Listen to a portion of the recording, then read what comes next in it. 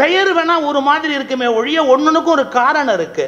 வெள்ளாளர்னு ஒரு சொல் இருக்கு, வேளாளர்னு ஒரு சொல் இருக்கு. இசை வேளாளர்னு ஒரு சொல்ல பயன்படுத்துறமே ஒழிய அது இசை வல்லாளர், அந்த சொல்லோட ஆக்சுவல் ரூட் அது. பல பேருக்கு அதனுடைய நுட்பம் தெரியாது.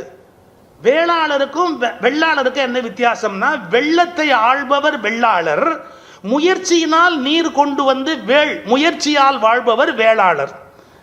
அதாவது அங்க ஆற்று நீர் பாசனம் இல்லை, ஆற்று நீர் பாசனம் இருந்தா அது வெள்ளாளர். ஆற்று நீர் பாசனம் இல்லாம கிணத்திலேருந்து எடுத்து பயிர் பண்ண வேண்டி வந்தா அவர்கள் வேளாளர், கொங்கு வேளாளர் அப்படிம்பாங்க. ஏன்னா அவங்களுக்கு ஆற்று பாசனம் கிடையாது. இதெல்லாம் சின்ன சின்ன நுட்பம் இருக்கு. இசை வல்லாளர், அவங்க இசையில் வல்லவர்கள், அதனால் இசை வல்லாளர். வல்லாளர், வேளார், வேளாளர், இப்படி நிறைய. வேளார்னா மண்ணை கொண்டு குடம் செய்கிறவர், முயற்சியினாலே. கரெக்ட். ஆனால் நூற்றுக்கணக்கான பிரிவினைகள், நூற்றுக்கணக்கான ஜாதி பாகுபாடுகள் இந்திய சமூக அமைப்பில் இருக்கிறது.